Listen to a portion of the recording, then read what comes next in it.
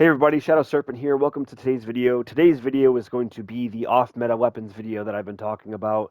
So we're going to go with all weapons that are not BO6, that are also very competitive, and you can definitely run in any game mode and be successful with them.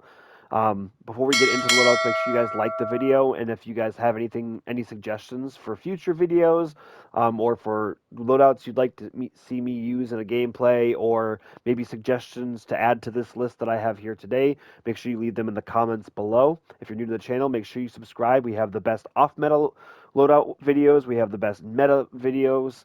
And we'll drop those as much as we can for whenever they update the stale meta that we're in as it is.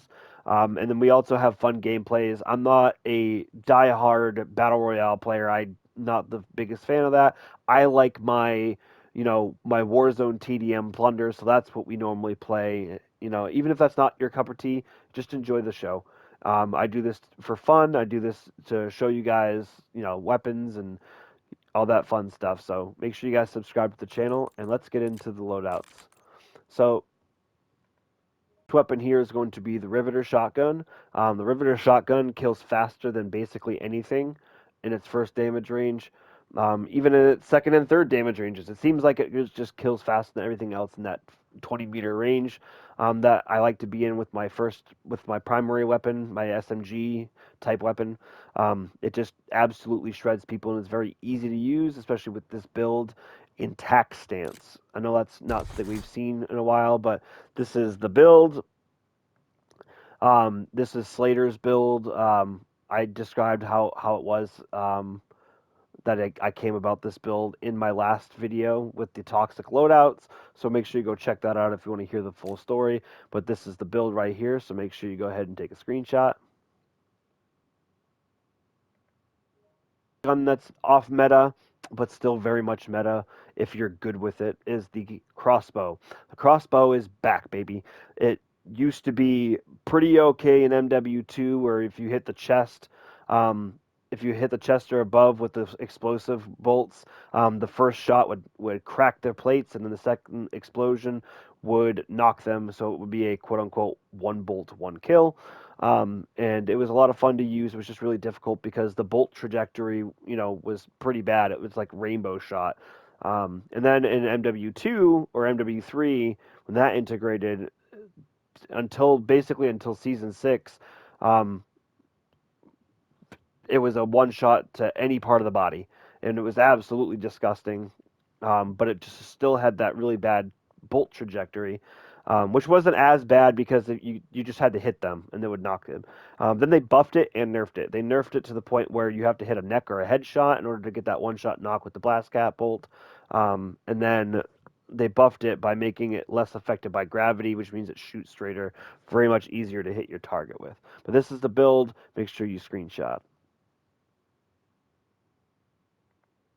Next weapon we're going to talk about is the Retti. So you'll see that I have my gunfighter class here. On all of my gunfighter classes, I'm using the Retti with the conversion kit as my secondary. That's because it is very, very good.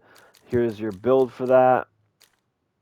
You have the Jack Ferocity carbine kit, and then these are the other 4 attachments that I put on there. And the Retti has a 630 millisecond time to kill in its first damage range, making it one of the better options. It does only have like an 11-meter damage range, which is fine. You can definitely get away with that. But it's definitely worth running as that secondary for sure. So make sure you guys take your... We'll do this, so make sure you take your screenshot. This is going to be the MX9. This build has a 648 millisecond TTK in its first damage range. And it doesn't drop off too bad, about 800 or so, which I guess is bad. So definitely pick your fights with this gun. But it does kill pretty fast in that first damage range. And the great thing about it is it has basically no recoil. And it's got pretty good bullet velocity for it being a subsonic weapon. But you'll see right here, we got a very straight shooter. And you definitely want to be hitting the chest and above with this gun, because the damage drop off to the stomach is pretty bad. Make sure you take your screenshot. Up is the TAC 56. I've been waiting a couple of years for this to be back in the meta. I'm so glad that it is. It was my favorite gun in MW2. It got nerfed towards the end of that, so it wasn't usable, unfortunately, and then it was just not usable throughout all of MW3. But now it's back, baby. First damage range, which as you see by this, for this build is 56.8 meters. It has a 768 millisecond time to kill in that. Make sure that you guys are taking your assault rifle engagements in the 50 and under range. That was my best recommendation unless you are an absolute demon with your aim. 20 to 50 meters is where you should have your assault rifle out. For the most part, there are some SMGs that can go way past that, but for the most part, 20 to 50 meters is what I recommend. This is the build. This build particularly, the iron sights are super, super clean, and it shoots really straight.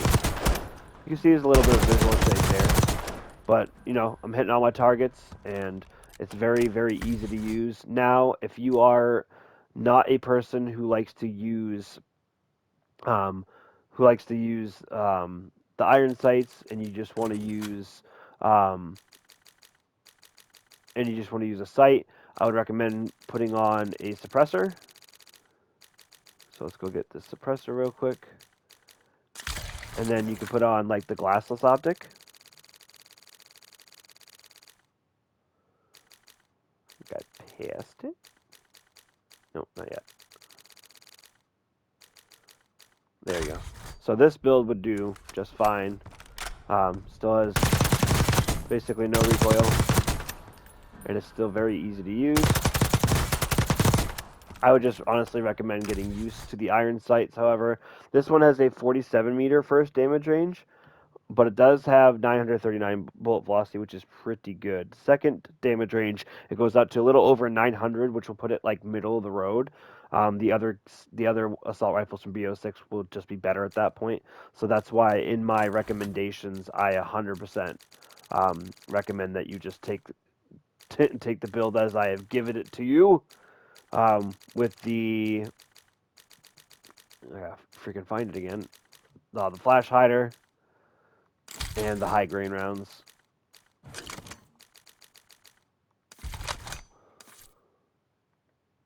Is the only sniper on this list that I think is worth using. It's the Victus XMR. So right now everybody's using the LR762, which if you guys didn't know, the BO6 snipers actually have aim assist, making it easier to hit your shots, and the bolt action ones and the AMR can two-shot to the body. So very strong, very, very strong. Definitely recommend. But if you want something that's hit scan for days and easy to use, then I recommend the Victus XMR. Has the same one-shot headshot range as the LR762. It just has way better bullet velocity. You're talking 1,200 bullet velocity for this, where the LR762 is just over 1,000. So definitely a better bullet velocity. Definitely pretty easy to use. This one's got 523 millisecond aim down sight speed, which I think is about on par with the LR762. So this is definitely worth giving a shot. Make sure you take your screenshot, guys. We'll do this. This makes more sense. Now you can see all the attachments. Things get interesting, okay? So the Bell 27 is actually one of the best guns in the game as well.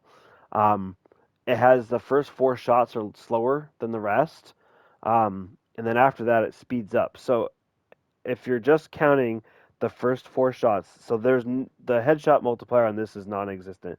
The head does the same damage as the neck, the stomach, and the chest. So basically, just keep your shots center mass, and you will be absolutely fine.